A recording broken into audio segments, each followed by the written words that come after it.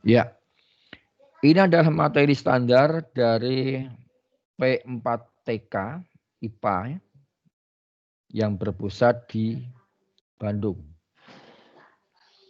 Saya akan menyampaikan dengan materi yang standar dari P4TK. Artinya materi ini berlaku untuk seluruh sekolah-sekolah di Indonesia. Nah, kita awali dengan mengapa Kespro, kesehatan produksi itu perlu diajarkan. Silakan menikmati tayangan cuplikan video berikut ini.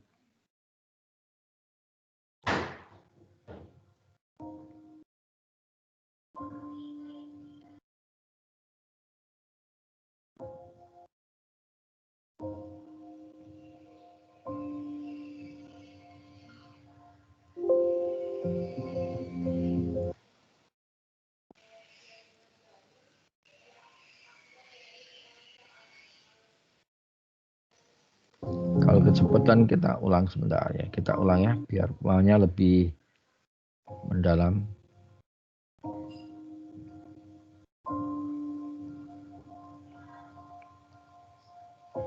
Ya, ini diawali dengan satu data yang mungkin cukup mengejutkan kita, yaitu 21 remaja perempuan di Indonesia itu hamil.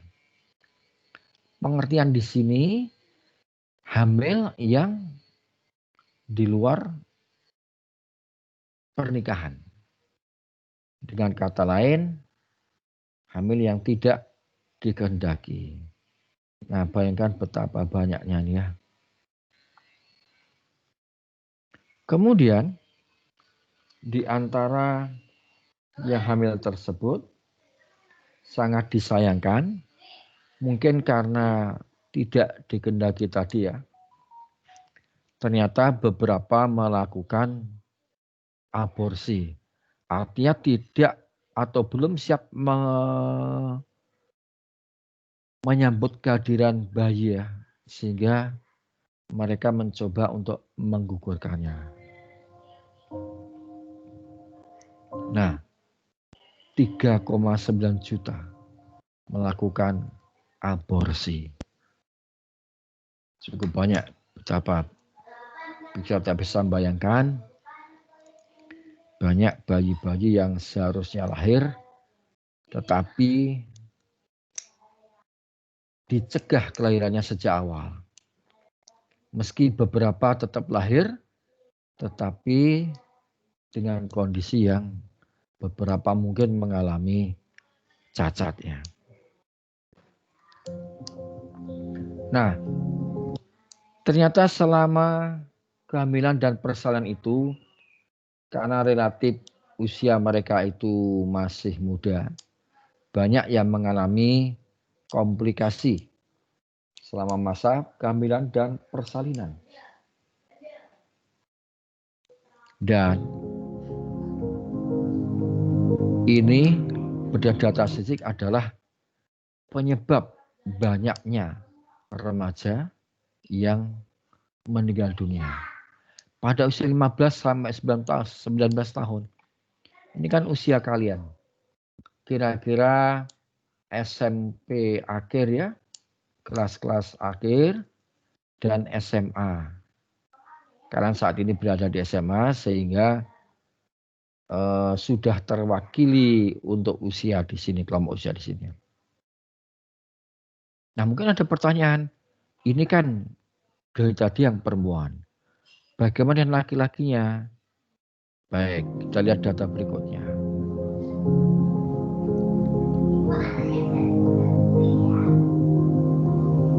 Nah, ternyata 4 juta baik laki-laki maupun perempuan itu terinfeksi PMS, penyakit menular seksual.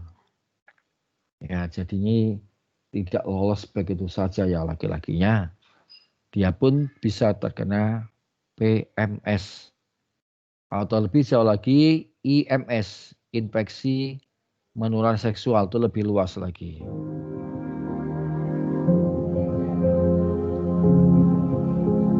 Di antaranya, ini jenisnya tadi ya, bisa HIV, hepatitis, herpes, chlamydia, GO, sipilis, dan seterusnya.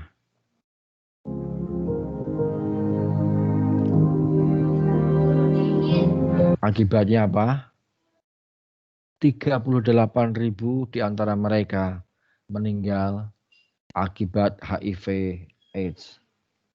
Ini data pada tahun 2017. Dan kalian bisa bayangkan kira-kira bagaimanakah data semakin tahun? Semakin berkurang ataukah justru semakin bertambah? Itulah makanya kita tekankan betapa pentingnya pendidikan Kespro di sini. Oke, itu sebagai pengantar.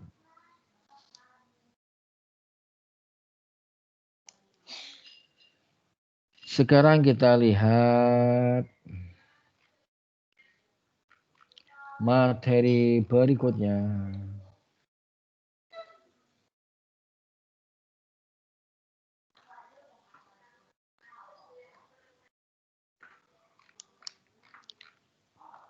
Oke, konsep diri. Jadi ini luas sekali ya pengertian pendidikan kesehatan reproduksi ini. Bukan hanya menyangkut masalah struktur dan fungsi organ repro saja, tapi juga lebih banyak pada aspek-aspek psikologi yang menyertainya. Misalnya yang pertama, kita dihadapkan dengan masalah konsep diri. Artinya, remaja pun memerlukan sebuah konsep tentang dirinya.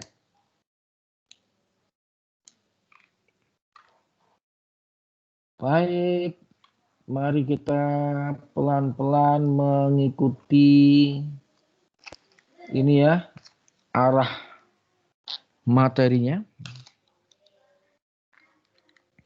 Diharapkan nanti, ini sebagai tujuan pembelajaran ya, kita atau yang mau belajar ini bisa mengenal konsep diri, kemudian membedakan konsep diri positif dan negatif.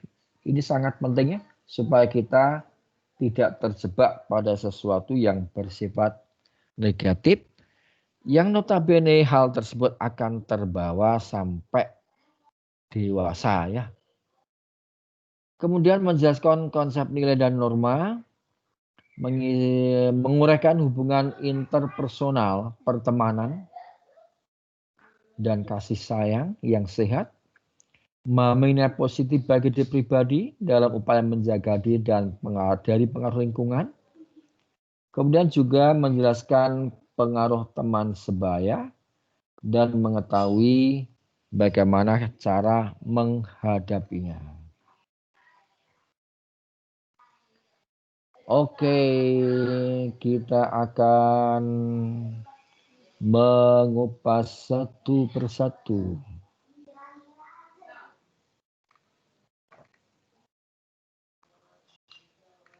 Kita ambil poin-poin penting. Jadi berbicara konsep diri, ada hal-hal yang berharga di sini. Yaitu pertama gambaran diri, kemudian harga diri, ada juga sebenarnya ideal diri ya. Kemudian dihubungkan dengan konsep remaja. Di mana pada masa ini banyak pengaruh eksternal, misalnya persoalan keluarga, pengaruh negatif teman sebaya, dan pengaruh negatif komunitas di mana kita berada. Bisa masalah kemiskinan, pendidikan, dan lain sebagainya. Pertama kita akan melihat bagaimanakah nilai, sikap, dan keterampilan yang diharapkan. Kita ambil poin-poin yang penting ya. Nah di sini. Ini yang perlu pengetahuan dan pemahamannya. Karena serang saja biasanya, sambil satu contoh kasus saja ya. Misalnya kalian melakukan sebuah kecurangan dalam ulangan ya misalnya. Sebenarnya kalian tuh tidak menghendaki sepenuhnya, tapi karena mungkin apa? Tergoda oleh teman sebaya. Demikian pula tindakan yang lain, ada kalanya sesungguhnya kita secara pribadi tidak menginginkannya, bahkan mungkin membencinya.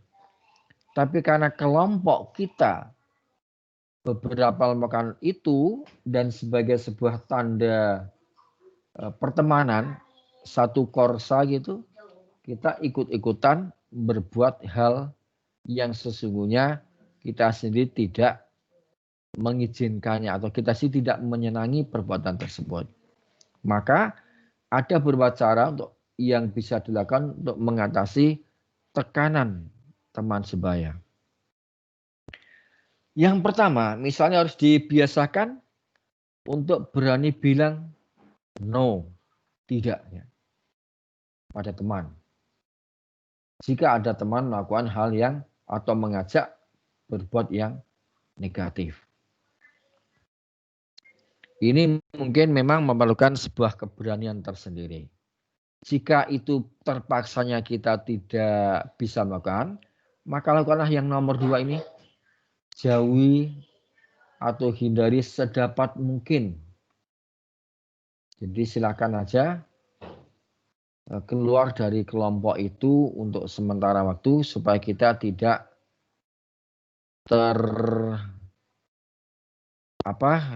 tersangkut atau terjerumus dalam hal yang lebih parah lagi. Kemudian sebaiknya itu dilaporkan juga pada yang kita percaya ya. Misalnya bisa orang tua, bisa guru dan sebagainya. Ada saran bagus misalnya bentuklah komunitas yang positif.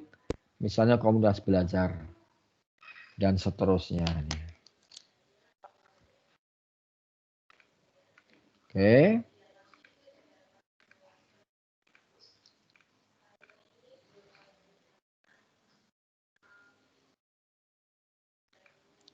Nanti ada bagian yang nyambung dengan soal tadi ya.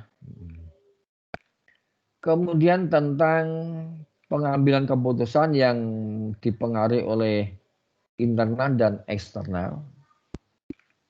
Kemudian tentang tipe-tipe komunikasi. Ada 3 macam jenis komunikasi. Pertama, komunikasi asertif. Komunikasi asertif, ini yang pertama, ya, asertif. Kemudian ada lain lagi, yaitu komunikasi yang bersifat agresif. Dan yang ketiga, komunikasi pasif. Diharapkan kita tuh memilih komunikasi yang ini, yang asertif. Dengan ciri-ciri, misalnya ada ini, bebas dari konflik internal. Jadi netral ya, relatif kita netral, berpikir jernih. Dan yang kedua, meningkatkan percaya diri, jadi pede. Terus membantu mengelola stres dengan komunikasi asertif ini. Karena ada kalanya kalau seseorang habis marah-marah misalnya ya, di dalam berkomunikasi dan marah-marah, itu kadang-kala setelah marah ada rasa penyesalan. Itu seperti biasanya. Dan berpikir yang bebas, dalam artian bebas yang positif. Ya, kalau ciri agresif sepertinya, misalnya terlalu banyak membuat permintaan pada orang lain, terlalu dominan, kontak sosial cenderung misalnya ngomong sambil melotot matanya itu loh. Nah itu tidak disarankan juga di sini ya. Itu tidak termasuk yang asertif.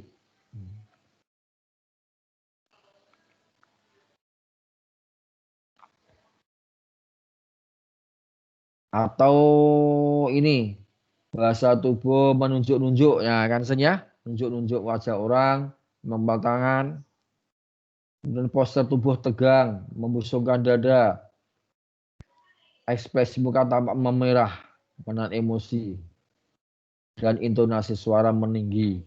Nah kan biasanya ya ciri-ciri dari komunikasi yang agresif.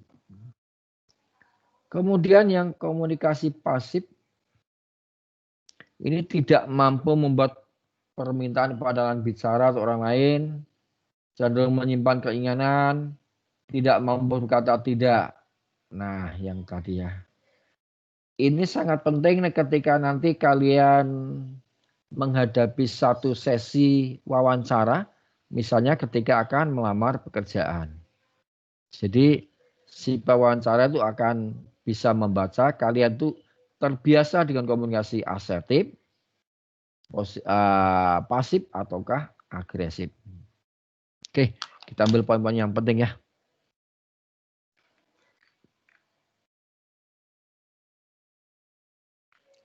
Budaya sosial dan asasi manusia.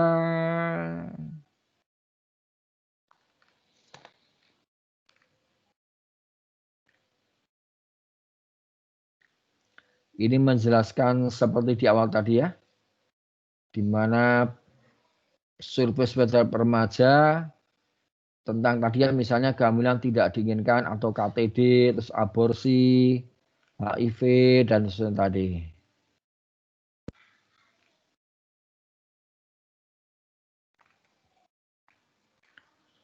Kemudian peranan media, betapa ini di samping ada peran positif, ada juga peran negatif, di mana diharapkan kita bisa memilah dan memilih mana yang harus diikuti, mana yang harus dihindari. Nah, terus satu yang penting ini, coba menurut kalian, kan sering dengar kata gender ya, gender. Jadi gender ya, gender. Nih. Terus ada juga kata ini, jenis kelamin. Nah. Atau bahasa Inggrisnya nih seks. Menurut kalian sama atau beda ini? Ayo dihidupkan itunya. Di unmute mikrofonnya. Sama atau beda nih? Kalau sama, gimana persamaannya? Ya kalau sama. Kalau beda, apa perbedaannya?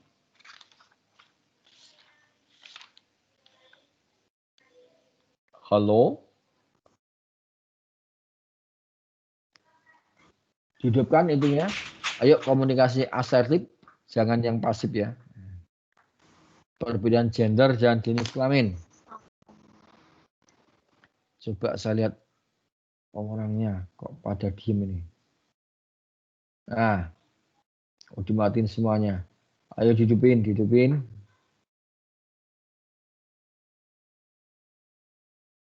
Ananda Asmi gimana? Sama atau beda? Halo, beda, Ananda Asmi. Kalau ya. Seks kelamin itu udah bawaan dari lahir gitu. Ya. Kalau gender itu dari lingkungannya gitu. Oke. Ya, bagus sekali ya. Itu betul ya. Memang seperti itu. Oke. Tepuk tangan untuk Ananda Asmi. Memang seperti itu bahwasanya untuk gender itu memang sudah bawaan dari lahir ya. Sementara untuk bawaan dari lahir itu seks jenis kelamin. Kalau gender itu dibentuk oleh struktur sosial masyarakatnya. Oleh sosiokultural, struktur sosial dan budaya. Nah, kita lihat perbedaannya ini. Seks tidak dapat berubah ya. Karena tadi ya misalnya laki-laki ya hari ini laki-laki, besok juga laki-laki, di Bontang laki-laki, di Balikpapan juga tetap laki-laki, di Jakarta juga tetap laki-laki, di Arab misalnya juga tetap laki-laki, jadi nggak bisa berubah. Jadi ini. Tapi kalau gender ini dapat berubah. Contohnya gini ya, bahwasanya gender itu memang dibentuk oleh struktur sosial masyarakat dan struktur kultural ya, sosiokultural. Satu contoh ya, misalnya selama ini kalau ada dua warna ya, ada warna biru dan ada warna pink. Oke, menurut kalian biru lebih cocok untuk siapa? Laki atau perempuan? Laki-laki. Iya, biasanya kan ngomongkan laki-laki, yang pink untuk perempuan. Nah ini ternyata ini yang disebut gender ini. Padahal dulu-dulunya itu ternyata tidak seperti ini. Justru sebaliknya. Warna pink itu sebenarnya dulunya ada untuk laki-laki. Sedang biru untuk perempuan. Tapi karena perubahan struktur sosial masyarakat, akhirnya sekarang menjadi berbalik. Nah itu namanya gender bisa berubah. Contoh lain. Sekarang kita mengenal ini ya, ada sepatu, misalnya gini, ini kan sepatu dengan hak yang tinggi. Nah ini kan hak yang tinggi. Nah, saat ini kan kita melihat biasanya sepatu hak tinggi itu diperuntukkan bagi laki dan perempuan? Bagi perempuan. Padahal awalnya dibuat itu ada untuk laki-laki. Loh kenapa? Iya, kan tradisi waktu itu ya, terutama kerajaan-kerajaan ini, bahwa laki-laki itu kan suatu ketika mereka berburu ya, anggota kerajaan. Nah, ketika berburu untuk naik dengan menggunakan naik kuda ini, supaya mereka bisa melompat atau naik ke punggung kuda, maka laki-laki itu perlu sepatu dengan hak tinggi. Jadi fungsinya ini, supaya cepat menjangkau punggung kudanya ini. Awalnya seperti itu. Jadi sepatu hak tinggi untuk laki-laki. Tapi karena pergeseran struktur sosial, pergeseran budaya, akhirnya sekarang hari ini kita melihat berbalik. Ini justru untuk yang cewek. Yang pendek untuk yang laki-laki. Nah, seperti itu. Jadi bisa berubah. Dapat dipertukarkan. Tergantung situasi dan kondisi. Contoh lain. Di daerah, kalau di Bontang ya, ini khususnya masalah prosesi lamaran misalnya dalam salah satu tahap pernikahan atau perkawinan. Itu kan laki-laki mendatangi perempuan membawa sejumlah barang-barang ya atau barang-barang seserahan ya. Tetapi di daerah tertentu di Jawa Timur di sana itu justru kebalikannya. Artinya budaya mereka justru yang perempuan yang membawa sesuatu untuk dipersembahkan kepada keluarga laki-laki. Nah, jadi seperti itu. Itu contoh dari tergantung budaya, tergantung situasi dan kondisi. Dan itu merupakan buatan masyarakat. Oke, seperti ya. Baik, kita lanjutkan. Nah, sebenarnya hubungannya dengan masalah ini, yaitu keyakinan gendernya gender ya. Bahwa perempuan itu lembut, keibuan, dan emosional. Cuma dampak ikutannya yang ini termasuk dampak merugikan, biasanya cewek itu nggak boleh jadi manajer atau pimpinan, misalnya seperti itu. Kemudian perempuan pekerjaan utamanya di rumah.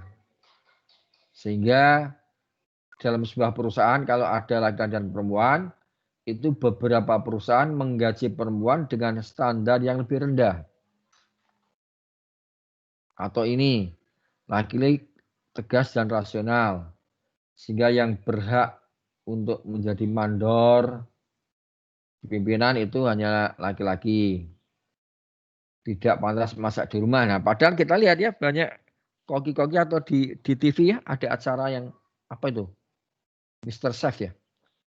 Chef itu justru banyak laki-laki menjadi pesertanya.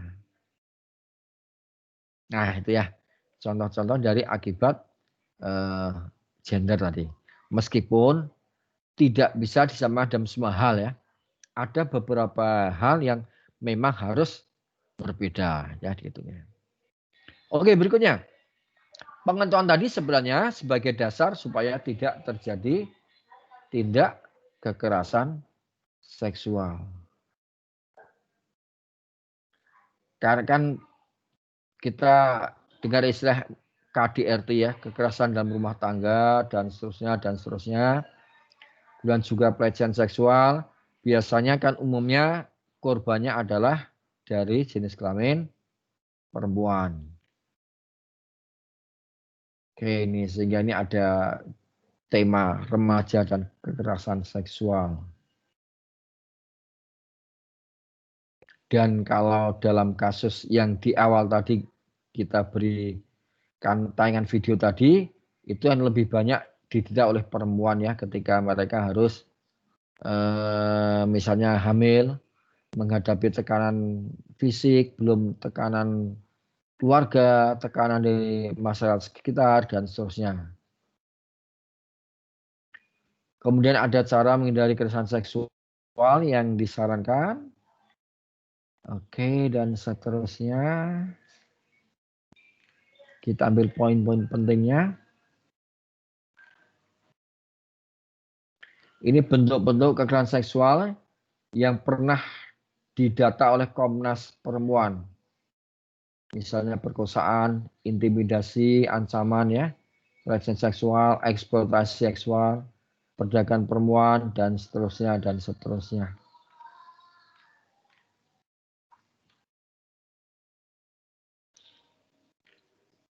Berikutnya,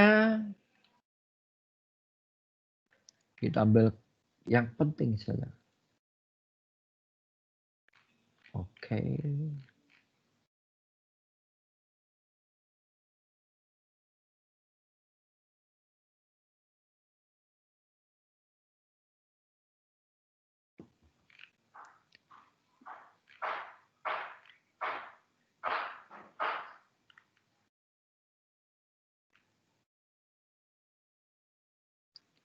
Konsep diri dan keluarga. Ini tentang pentingnya keluarga ya. Jadi ada fungsi-fungsi pokok keluarga. Di sini disebutkan bahkan sampai ada 8 ya. Misalnya pemeliharaan fisik dan kesehatan, pemeliharaan sumber-sumber daya, dan seterusnya. Kemudian juga fungsinya, fungsi pendidikan, fungsi sosialisasi, fungsi ekonomi, terus ada juga tanggung jawab keluarga.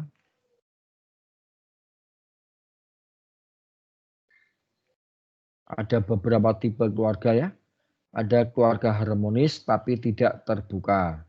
Maksudnya tabu membicarakan masalah kespro. Terus ada keluarga harmonis tapi ada yang berperilaku negatif. Misalnya orang tuanya adalah perokok berat, kakak sering mabuk. Terus yang ketiga tipe keluarga sibuk. Nah, keluarga yang terpecah, broken home.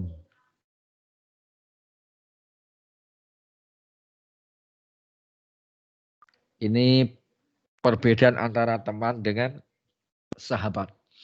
Di mana secara umum sahabat itu lebih dari sekedar teman ya.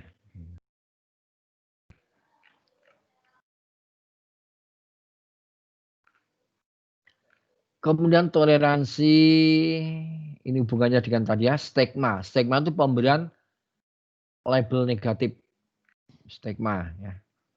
Kemudian ada perundungan atau bullying.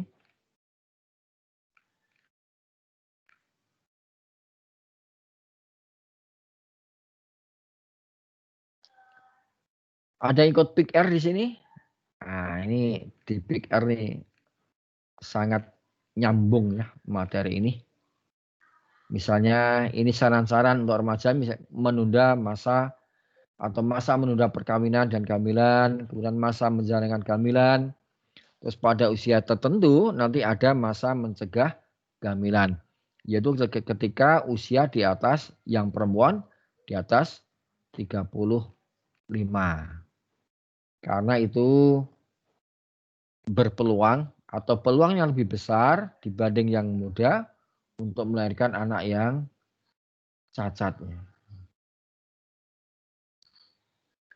Oke, berikutnya nih. Kesehatan reproduksi. Ini yang nyambung dengan soal tadi.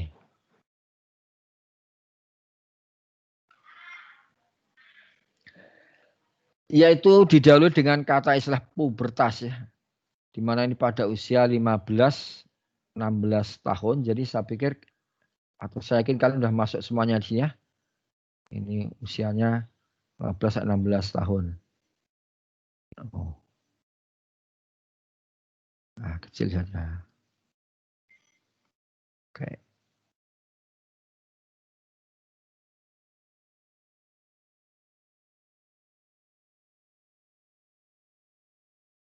Ini berdasarkan data-data biasanya remaja awal yang ditandai dengan ini ya sejumlah ciri itu dimulai umur 10 sampai 13. Ini kan berarti sekitar usia SD ya. SD dan SMP awal. Ini remaja-remaja awal. Dan remaja pertengahan ini kalian masuk di sini. SMP akhir dan SMA awal. Barangkali kalau dibuat kelas 10, 11. Terus ini sekitar kelas 12, 13. 11, 12 ya. Ini sekitar 10, 11. Ini kelas 11, 12 remaja akhir. Jadi kalian saat ini berada di sekitar ini. Remaja pertengahan atau remaja akhir. Di mana yang dikatakan di sini merupakan periode paling rentan. Hati-hati ya. Untuk terjadinya perilaku berisiko. Paling rentan pada masa-masa ini. Kecuali kalau nanti kalian sudah begitu masuk mahasiswa, maka itu masih remaja. Cuma remaja akhir. Di mana akan terjadi maturasi otak. Apa maturasi? Itu pematangan otak. Artinya semakin dewasa lah. Pubertas dimulai mempengaruhi emosi, perilaku mencari sensasi, dan orientasi pada penghargaan, rasa senang, puas, dan seterusnya.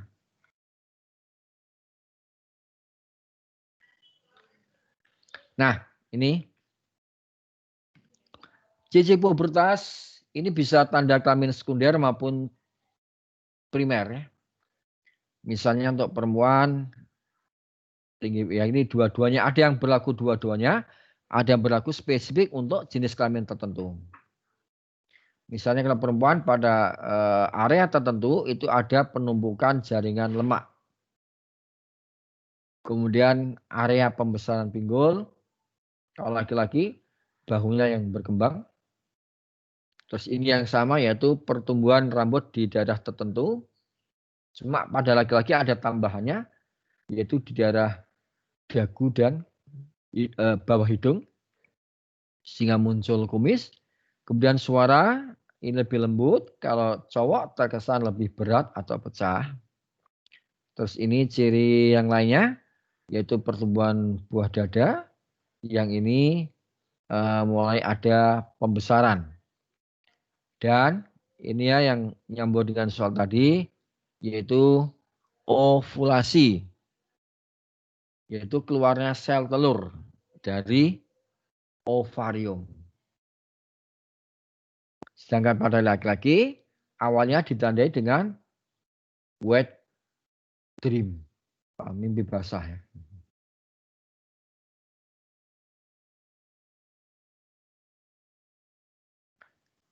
Nah, istilah resminya emisi nokturnal ya. Ini yang cowok berapa orang? 2 orang saja ya. Taji sama Berdian. Oke. Ini sudah lewat mungkin ya masa ini ya. Bagi kalian masa pertama kalinya emisi nokturnal. Kemudian yang perempuan. Nah, ini yang laki-laki tadi ada perilaku yang sehat yang disarankan ya. Kemudian yang perempuan ada istilah menarki. Itu menstruasi yang pertama kali diambil anak perempuan.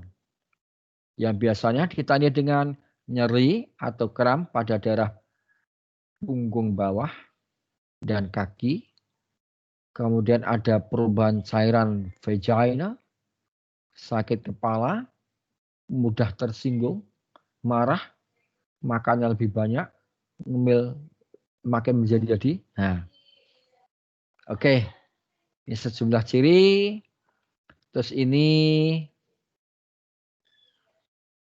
coba dari pengetahuan yang sudah kalian miliki, yang saya tunjuk ya. Ini nih, yang dikasih lingkaran biru ini apa ini? Namanya. Dihidupkan mute-nya. Mikrofonnya dihidupkan, di unmute. Ini yang biru-biru apa namanya ini?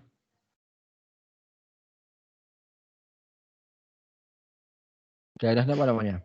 Halo? Ayo. Namanya adalah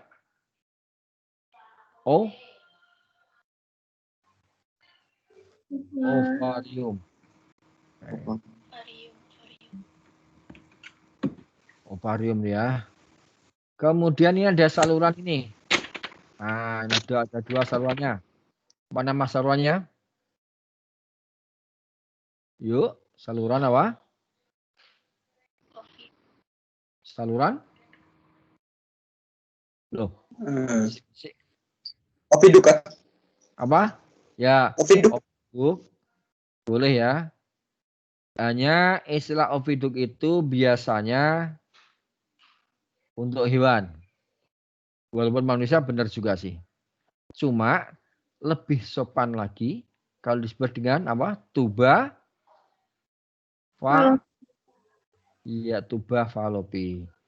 Ini sama sebenarnya. Cuma ini istilah ini lebih mengacu pada penghormatan kepada manusia. Tadi beri tuba falopi. Terus area yang ini segitiga ini apa ini? Adalah rahim. Iya betul sekali. Rahim atau uterus. Rahim. Makanya ada istilah AKDR. Pernah dengar? Yaitu alat kontrasepsi dalam rahim. Jadi alat kontrasepsi tersebut memasangnya, menaruhnya di dalam rahim di sini. Ini gambarnya relatif sederhana. Kemudian kita lihat kan 2 ovarium di sini kiri dan kanan. Nah mereka ini yang secara rutin pada periode tertentu itu akan melepaskan sel telur ke dalam tuba falopi di sini. Apa nama peristiwanya? Pelepasan sel telur yang sudah matang, yaitu Oogenesis. Ovulasi. Ovulasi Kak. Ya, ovulasi. Yaitu pelepasan sel telur yang sudah matang. Tapi ingat, sel telur di sini itu belum merupakan ovum ya. Jadi istilah sel telur memang lebih luas. Karena kalau kita lihat di pembelahan sel, khususnya pada peristiwa oogenesis, itu proses pembentukan ovum, itu ada beberapa tahap yang mendahulunya. Misalnya dari sel potensial yang namanya oogonium, dan nanti dia akan berkembang menjadi oosit, oosit primer. Terus ada oosit sekunder. Terus ada ootit, ini sekunder, sampai akhirnya baru menjadi ovum. Nah, yang dikeluarkan dari ovarium itu belum fase ini. Tetapi masih fase yang di sini, oosit sekunder. Baru setelah oosit sekunder ini ketemu atau dibawa oleh spermatozoa, maka akan terjadi perubahan pada sel telur ini. Kalau semula dia oosit sekunder, dengan adanya fertilisasi ini akan mengubah statusnya, akan menjadi ovum. Artinya oosit sekunder selamanya akan menjadi oosit sekunder kalau tidak ada peristiwa pembuahan. Jadi ovum hanya bisa terbentuk kalau sudah ada pertemuan antara sperm dengan tadi oosit sekunder tadi. Artinya ketika dikeluarkan di sini itu dalam fase oosit sekunder. Nah, ini siklus normalnya kan setiap 1 bulan atau 28 hari sekali, terserah. Bukan terserah sih, itu bervariasi pada orang ya. Ini misalnya bulan Januari dari kanan, maka bulan Februari dari kiri. Maret dari kanan, April dari kiri. Demikian seterusnya bergantian. Nah, ketika sel telur itu dilepaskan di sini, saat inilah seorang perempuan dikatakan berada dalam masa apa? Masa subur. Artinya, jika ada sperm yang masuk, maka sangat besar peluangnya akan terjadi pembuahan yang diikuti dengan kehamilan. Tapi di luar masa subur, itu tidak akan terjadi pembuahan. Meskipun banyak sperma yang masuk, tetapi karena tidak ada sel telur yang sudah siap dibayi, maka tidak akan terjadi fertilisasi. Jadi artinya bahwa fertilisasi pembuahan itu hanya bisa terjadi pada masa subur ini. Tetapi masa subur itu tidak lama. Hanya sekitar ya plus minus sekitar 48 jam saja. Ini ya standar umumnya.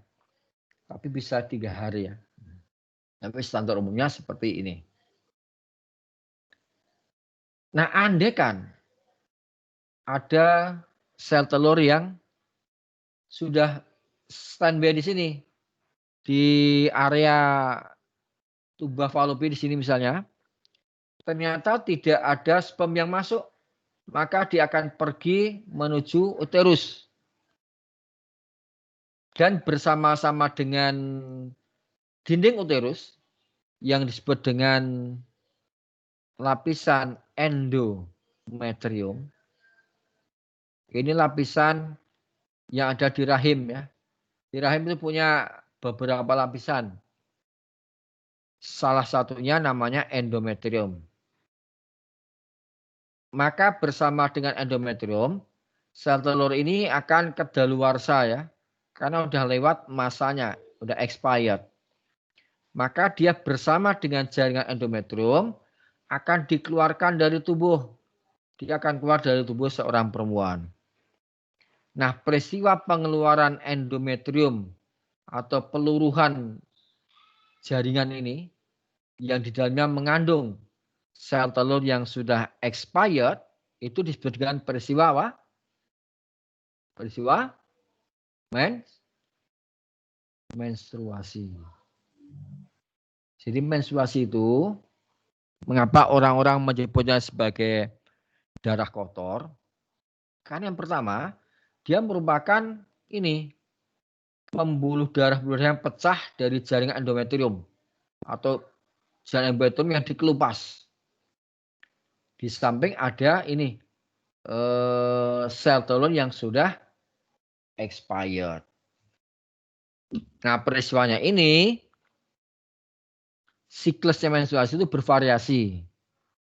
Tapi kisarannya umumnya itu bisa sampai kalau yang cepat 20 sampai 35 hari. Nah, ini. Tetapi kebanyakan orang nyebut dengan 28 ya. Nah, jadi ini rentang minimal, rentang maksimal, ini di tengah-tengah. 28 hari. Disebut dengan siklus menstruasi. Di dalam siklus tersebut ada beberapa fase ya. Jadi fase-fase di dalam siklus menstruasi. Pertama ada ini. Namanya siklus berarti berulang ya. Kita mulai dari mana saja nggak masalah. Misalnya dari fase pra-ovulasi.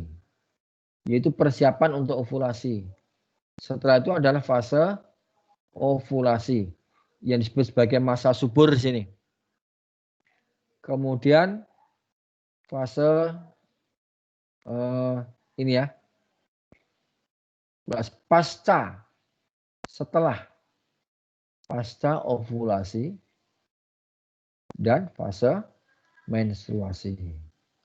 Nah, setelah menstruasi akan kembali ke sini lagi. Pra-ovulasi.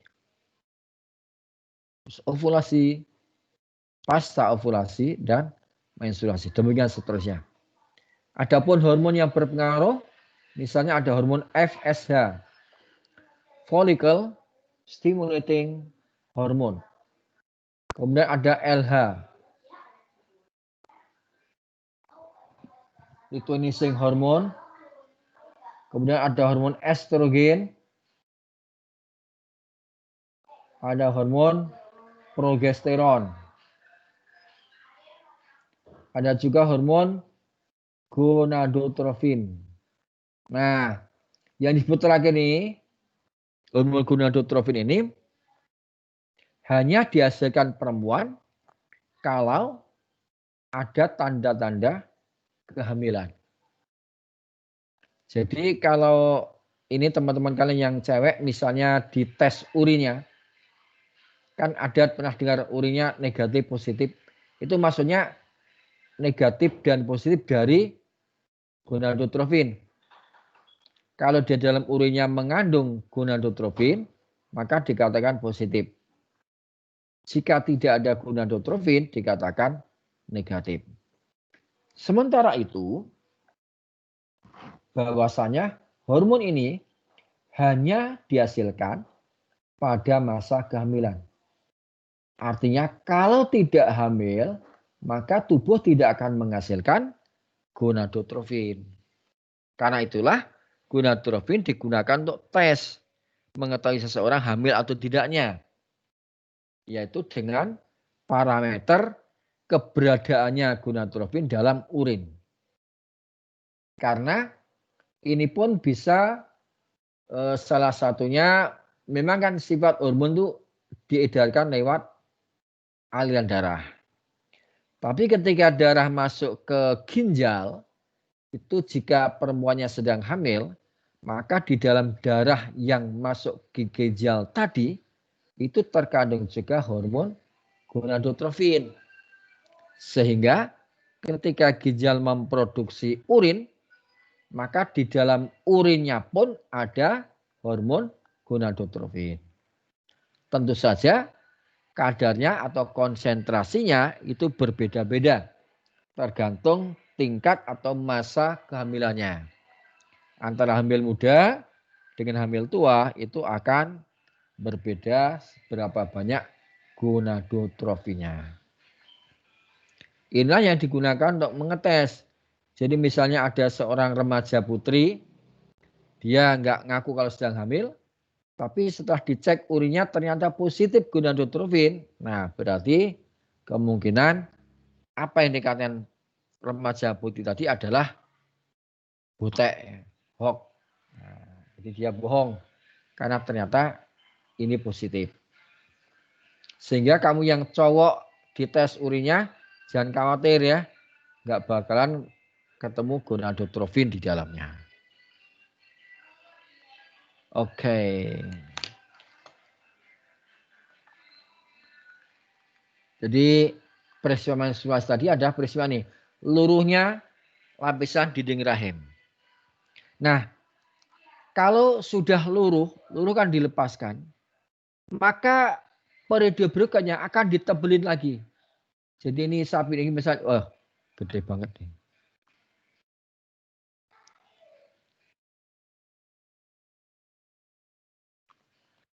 Ini gambar uterus ya, uterus misalnya ini. Uterus, nah ini uterus.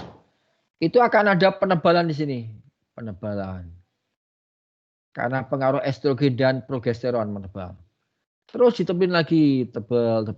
Ini kan tujuannya itu semacam membentuk perumahan bagi calon bayi.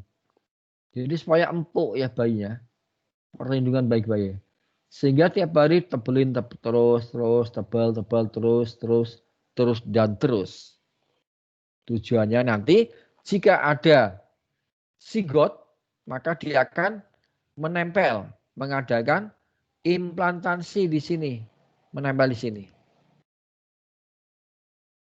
Dan zigot tersebut akan berkembang di daerah sini, membesar, nah saya sini. Nah,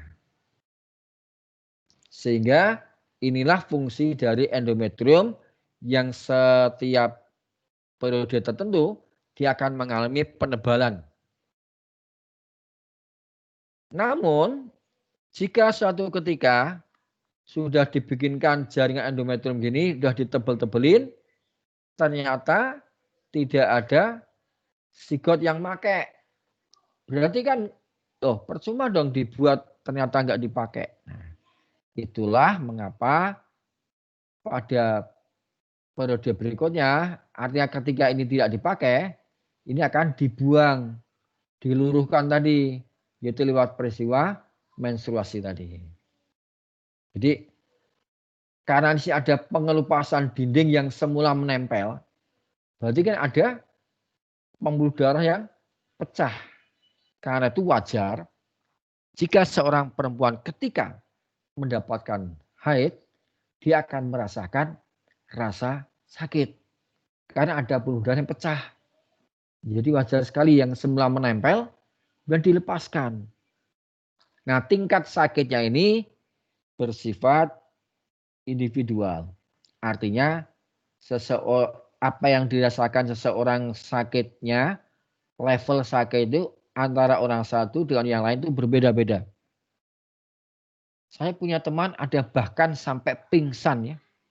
Kalau sakit itu ada sampai pingsan. Atau ada yang begitu haid itu dia harus nggak bisa beraktivitas apa-apa lagi.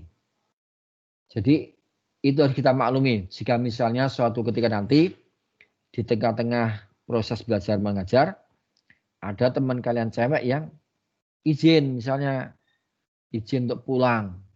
Mungkin hanya sekedar mengganti atau bahkan tidak kembali, itu karena memang kondisi fisiknya tidak kuat untuk melanjutkan aktivitas.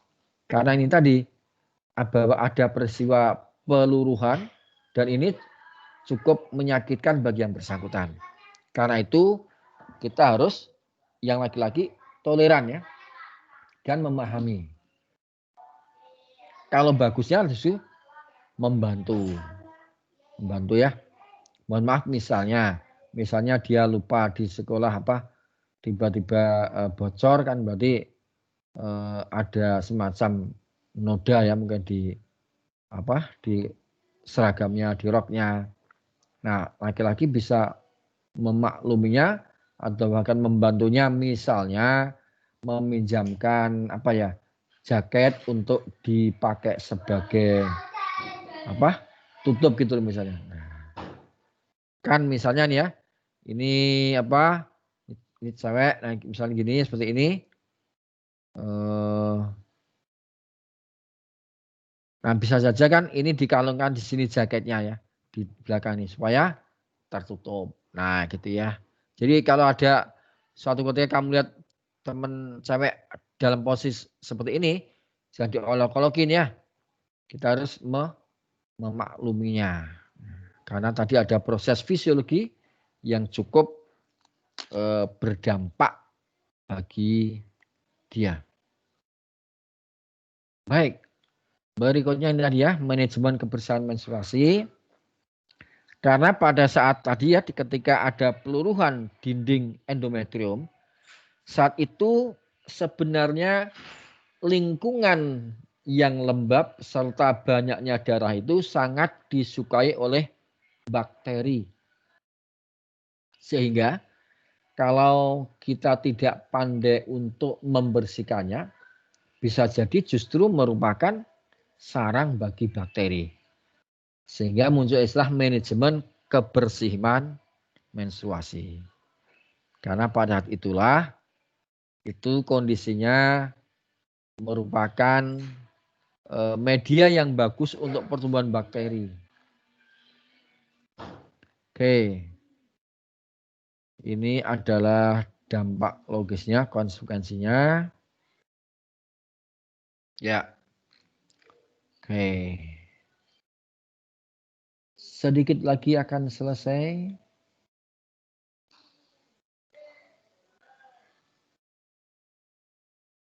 Kesehatan reproduksi.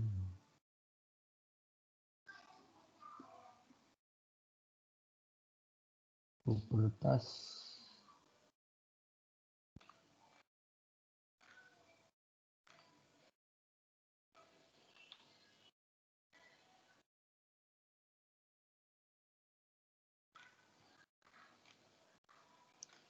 Oh ini penjelasan yang tadi ya. Oke.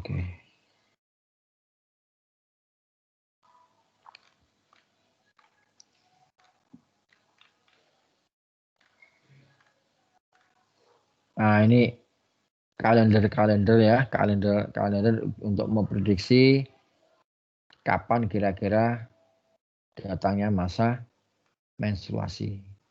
Bisa dihitung ini ya. Yang jelas ada 4 fase utama tadi, yaitu praovulasi, kemudian ovulasi, pasca ovulasi, dan fase menstruasi.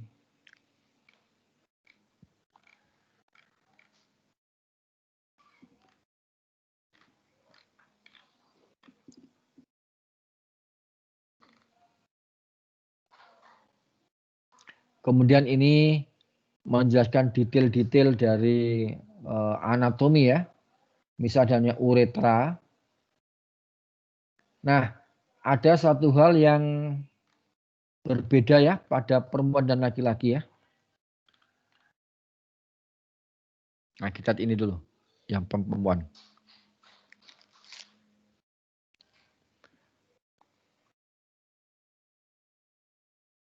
Terutama di sini. Kita lihat sini bahwa uretra ini adalah vesika urinaria ya, kandung kemih. Kandung kemih, vesika urinaria. Ini memproduksi, sebenarnya bukan produksi, dia penampungan saja. Yang memproduksi itu ginjal. Ini mendapatkan air seni istilahnya ya. Kan urin bahasa Indonesianya air seni ya.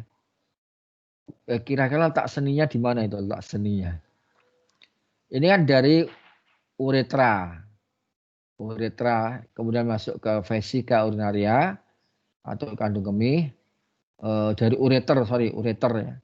Kemudian dikeluarkan lewat uretra. Jadi ureter, vesika urinaria, kemudian baru uretra. Artinya ini merupakan lubang kencing bagi cewek. Yang titik ini ya. Nah, ini saat beri tanda ini.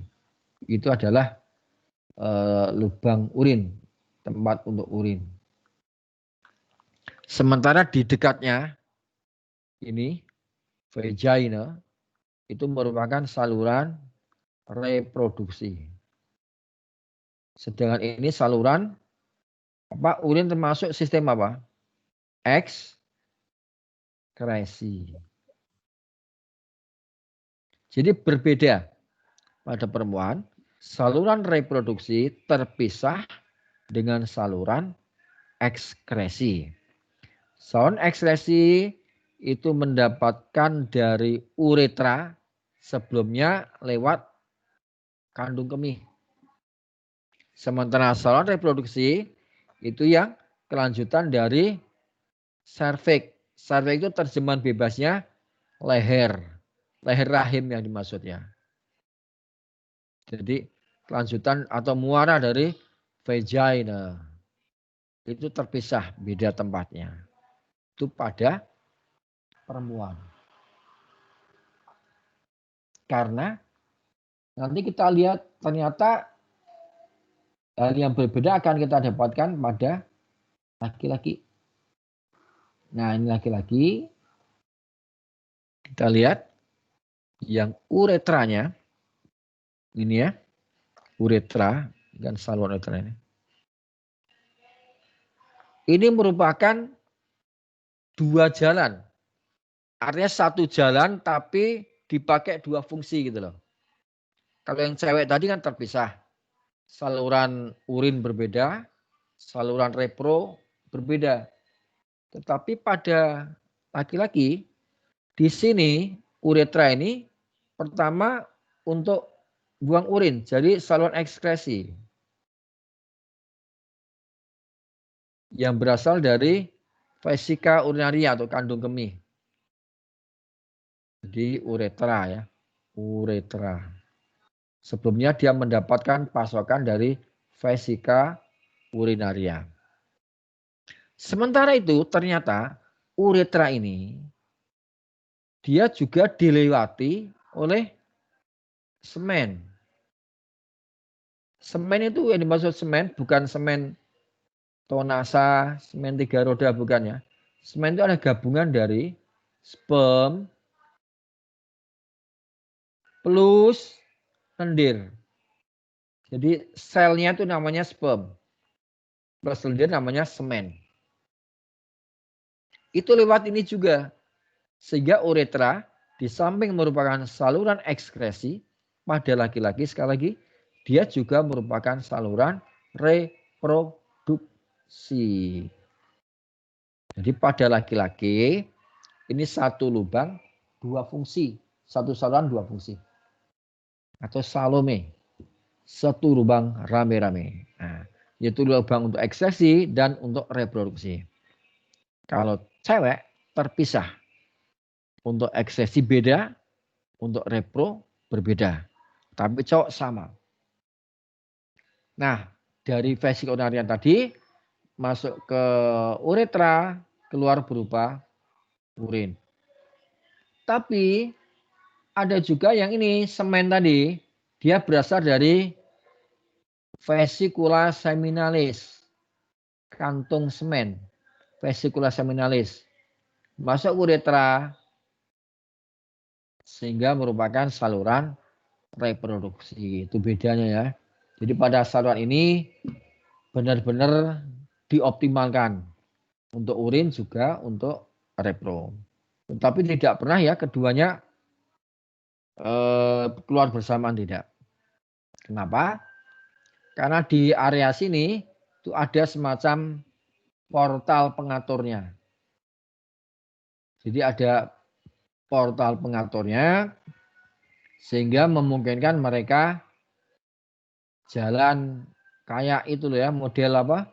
Kalau kemacetan lalu lintas kan polisi membuat sistem buka tutup. Seperti di area Bogor saat ini ya. Bogor yang puncak itu biasanya menjelang akhir tahun ini ramai dikunjungi oleh wisatawan. Karena itu polisi memberikan sistem buka tutup. Nah, termasuk ini nih.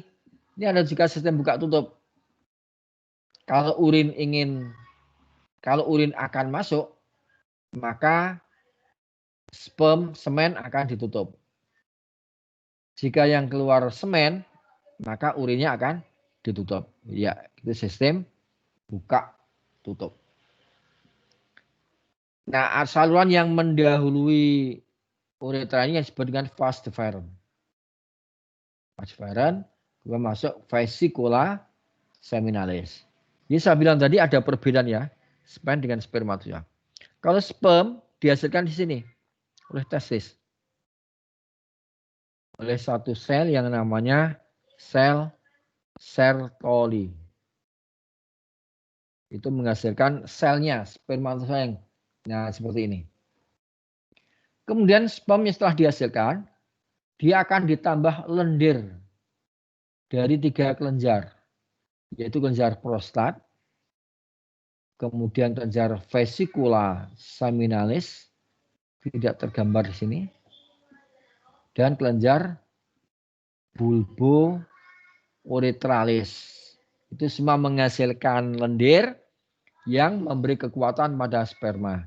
Di samping itu juga mengandung nutrisi, sehingga menjamin sperma tetap hidup. Juga di situ ada pengaturan pH-nya. Dari lendir itu salah satu fungsinya di samping mengandung nutrisi adalah untuk pengaturan pH. Mengapa harus diatur pH-nya? Karena ketika sperm itu nanti masuk ke saluran repronya perempuan, di sini, di dalam saluran vagina, jadi ini saluran vagina, itu pH-nya sangat rendah. Jadi bersifat asam. Nah, jika sperm ini tidak punya kekuatan pH yang basah, dia akan mati di sini. Maka dia dibekali dengan pH yang tinggi, bersifat basah, supaya bertahan hidup di area yang sangat asam ini. Meskipun ada juga, atau bahkan selalu ya, ada yang mati di sini. Ditaruhlah ketika sperm masuk ke saluran awal vagina, itu jumlahnya misalnya 500 juta sel. Maka pada seleksi yang pertama di sini itu banyak sekali yang mati di sini. Banyak mati di sini karena tidak tahan suasana asam. Terus masuk lagi di sini pada area serviks. Ini ada juga kendala. Karena pintunya sangat sempit. Ibaratnya pintunya ini pintunya. Yang masuk banyak sini. Terus ada jebakan lendir di sini. Jebakan Batman. Banyak yang terjebak, tidak sanggup keluar. Jadi makin ada seleksi, makin sedikit yang berhasil meneruskan. Teruskan, sampai nanti berada di saluran tuba Fallopi. Di sinilah terjadi fertilisasi, itu di sini, di area sini. Karena itu, walaupun masuknya tadi jumlahnya sekitar 500 juta, tetapi yang berhasil nyampe tuba Fallopi atau yang berhasil mendekati ini sel telur ini, jumlahnya tinggal ratusan saja. Tadi kan jutaan, ratusan juta tadi ya. 500 juta sekitar itu. Jadi dalam adegan pengeroyokan ini, itu tinggal ratusan. Dan jangan dilupakan bahwa tuba Fallopi kan ada 2, di kiri dan kanan. Padahal sel telurnya kan bergantian, kadang kanan, kadang kiri. Sehingga suatu ketika berada di kanan, maka yang ke kiri jelas akan tersesat. Dia tidak akan menemui siapa-siapa. Karena posisi sel telur ada di kanan. Berarti kan sudah separuh dong yang tersesat oleh jalan ini. Jadi dia tidak menempuh jalan yang benar sehingga ini tersesat. Nah, maka tinggal separuh yang menempuh jalan yang benar sehingga ketemu sel telur tadi. Dan itu tinggal ratusan saja dari awalnya 500 juta. Berarti betapa ketat kompetisinya ya, persaingannya sangat ketat. Dari sekian banyak tinggal ratusan, padahalnya jutaan. Oke.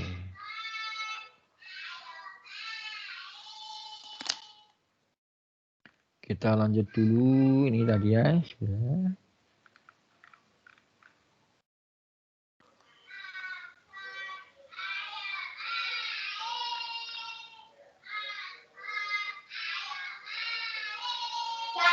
Nah, ini perkembangan dari janin ya.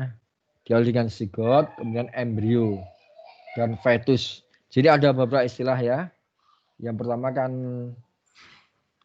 zigot, ini pertemuan antara sel telur dengan sperm tadi. Kalau sukses dia akan menjadi embrio. Embrio itu sekitar ini, mulai beberapa minggu sampai menjelang, ininya belum lengkap bentuknya, itu namanya embrio. Kemudian kalau sudah lengkap namanya fetus. Nah ini, jadi zigot, embrio, fetus. Fetus itu sudah punya kepala, pundak, lutut, kaki. Kepala, pundak, lutut, kaki sudah dimiliki. Dan organ-organ dalamnya, jantung, paru-paru, ginjal, limpa, sudah punya. Kalau embrio masih calon-calon kepala, calon telinga, calon sistem saraf. Nah, itu embrio. Kalau zigot malah baru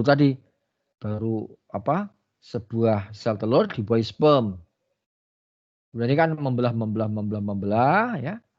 Fase pembelahannya mulai dari fase cleavage pembelahan, itu fase morula, kemudian dilanjutkan blastula, dan gastrula. Ini belum embrio ini. Setelah itu masuk ke embrio. Setelah embrio masuk ke fetus. Jadi itu urutannya ya.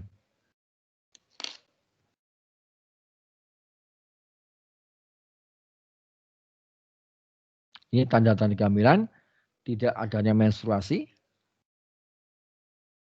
Karena kenapa? Ya karena dinding endometriumnya sudah kepakai.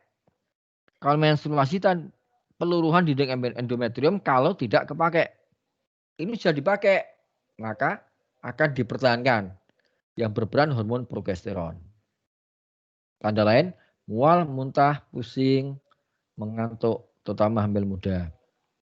Payudara membesar untuk persiapan ASI ya, termasuk puting susu menonjol supaya mudah diketahui oleh bayi nanti ketika lahir. Dan perut membesar tentu saja ya, karena isinya adalah embrio atau bahkan janin. Nah, yang dipentingkan di sini resiko gangguan usia dini. Pengertian dini itu kurang dari 20 tahun. Misalnya keguguran. Bayi lahir dengan berat rendah atau prematur ya, ini sebelum waktunya dilahirkan. Kesulitan dalam proses melahirkan. Gangguan kejiwaan karena stres. Risiko putus sekolah ya kalau dia masih berusia 16, 17. Itu kan belum lulus SMA. Kemudian risiko tindakan aborsi tadi ya. Pengguguran. Untuk pencegahan hamil usia dini, misalnya perempuan harus berani mengatakan tidak tadi ya. Tidak. Terus yang cowok harus menghormati, bertoleransi. Ini hindari sentuhan langsung, kemudian hindari ya dansurnya lah. Akibatnya tadi KTD, kehamilan tidak diinginkan, penyakit menular, aborsi, dan seterusnya. Ini alat kontrasepsi. Tadi ada ya, mana soalnya tadi? Soal-soal. Itu kan ada alat kontrasepsi ya. Salah satunya pil KB. Kita lihat pil KB ini.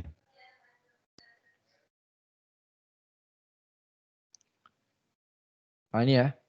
Prinsipnya adalah mencegah lepasnya telur dari ovarium. Berarti mencegah peristiwa ovulasi. Itu ya.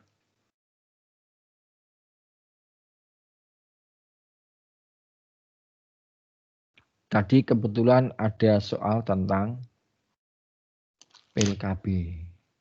Coba kita lihat di mana tadi posisinya.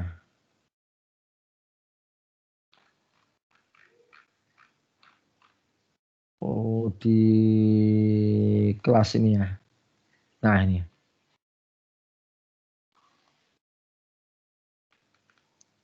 Nah, nomor 27.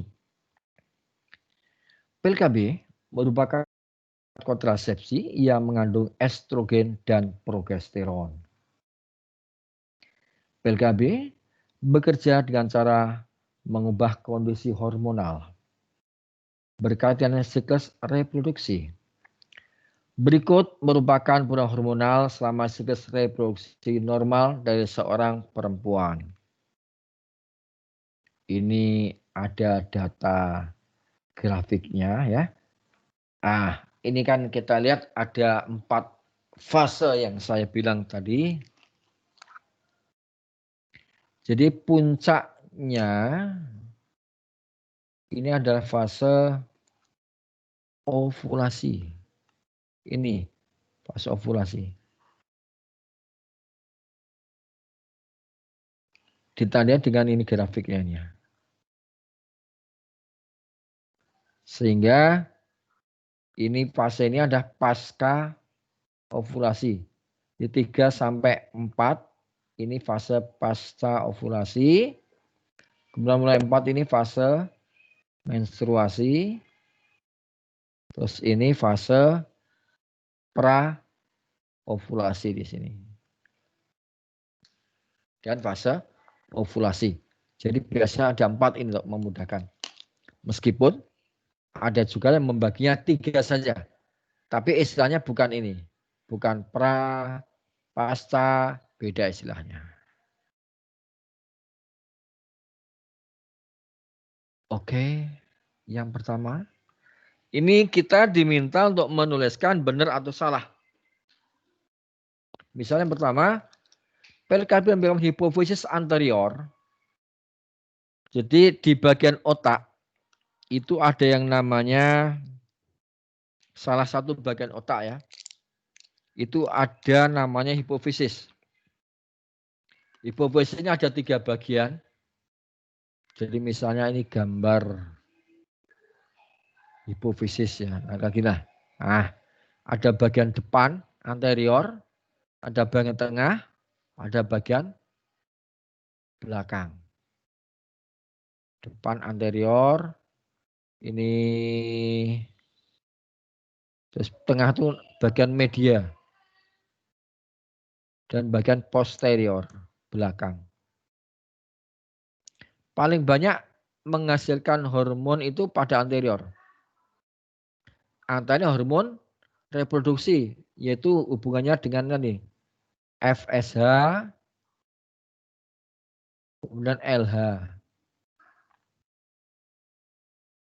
Yang posterior itu hormon juga, misalnya ADH, antidiuretik hormon, yang mengatur tingkat keenceran dari urin.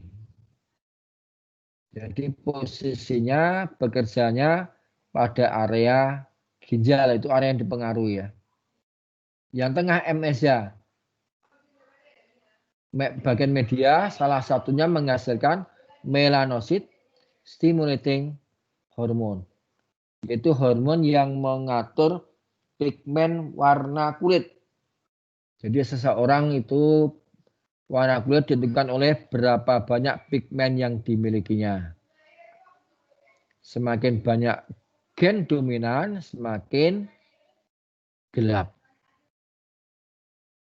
Dan pigmen tersebut dipengaruhi hormon MSH yang dihasilkan oleh bagian otak media dari kelenjar hipofisis. Ya. Jadi hipofisis anterior memang nyambungnya dengan hormon reproduksi. Menerima umpan balik feedback yang direspon dengan menurunkan sekresi FH, SH, dan LH. Jadi ceritanya gini, awalnya hipofisis anterior mengeluarkan hormon FSH. Nah ini akan salah satunya ini direspon atau mempengaruhi organ ovarium. Terus ovarium menghasilkan hormon estrogen. Kalau estrogennya tinggi, ini akan rendah. Jadi ini namanya feedback negatif, umpan balik negatif. Ini dibentuk karena FSH. Tapi begitu terbentuk, dia justru mematikan FSH. Bukan matikan sih, mengurangi. Semakin tinggi estrogen, ini akan nurun. Itu namanya umpan balik negatif, negatif feedback. Oke, betul ya. FSH dan LH betul. Nomor 1 betul. A maksudnya betul. Nomor 2. PLKB mengakibatkan ovulasi secara prematur. Maksudnya, maksud dari soal itu, maksud dari jawaban soal itu, dari alternatif jawaban itu, kita lihat grafik ini. Nah ini. Andaikan tidak minum PLKB, maka ovulasi terjadi pada area sini. Pada titik ini ya. Nah. Misalnya kita sebut pada hari yang ke-14 lah. Hari, bukan tanggal ya. Hari ke-14. Nah tetapi karena seseorang minum PLKB, maka ini maju. Itu menurut soal seperti itu. Prematur. Harusnya dia hari ke-14, tapi gara-gara minum PLKB, mungkin hari ke-11 sudah ovulasi. Sehingga grafiknya bergeser menjadi di sini. Benar tidak seperti ini? Mana? Betul tidak? Betul tidak? Tidak betul? Iya, tidak betul ya. Karena fungsi PLKB bukan seperti ini. Dia mencegah ya, tidak membuat lebih dulu keluar, bahkan tidak terjadi. Itu fungsi dari PLKB. Jadi bukan menyebabkan ovulasi prematur, tapi menyebabkan tidak terjadinya ovulasi. Berarti pernyataan yang kedua ini salah. Tadi benar 1, ini salah. Yang ketiga, PLKB akan bekerja paling efektif jika dikonsumsi tepat sebelum ovulasi. Benar salah? Maksudnya kira-kira 1 hari sebelum ovulasi minum. Betul tidak? Ini juga tidak betul. PLKB itu penampilannya seperti ini. Ini ada bulat-bulatannya. Banyak di sini. Dan harus diminum terus setiap hari. Every day we must drink it. Bahkan twice. 2 kali ada yang seperti itu ya. Nah, ini ada tanda panahnya. Ini besarnya beda. Tabletnya ini, pilnya ini. Urut. Mengapa dibikin urut? Karena ini kadar gangguan terhadap ovulasinya berbeda. Dan harus setiap hari. Tidak hanya nunggu hari tertentu, tidak. Karena pengaruh hormon kan cirinya itu lama. Jadi di dalam ovarium itu kan ada nama proses pembentukan pertumbuhan sel folikel. Dari kecil, besar segini. sampai menjadi besar, kemudian melepas sel telur. Nah, kita mengganggunya dari sini, sudah dari awal ini. Karena ingat ciri hormon itu boleh dibilang reaksinya lambat. Kalau minum baru sampai hari kesekian baru minum, itu justru nggak efektif. Jadi dampaknya nggak terasa, nggak kresi. Kalau mau kresi harus dari awal sini. Karena sekali lagi hormon silnya pengaruhnya itu lambat waktunya. Jadi yang ini juga salah.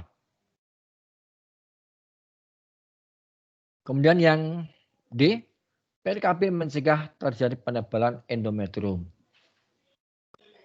Penebalan endometrium itu dihasilkan dijaga oleh estrogen dan progesteron. Nah, PRKB tadi kan fungsinya mencegah ovulasi di daerah ovarium. Sementara ini daerah uterus. Jadi uterus. Jadi ini tidak seperti itu dampaknya ya. Jadi ini juga salah. Jadi yang betul hanya yang A. Oke. Sementara kita sampai di sini dulu.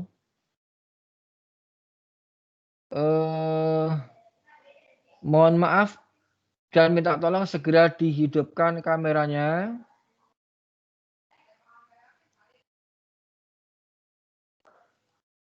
Kita akan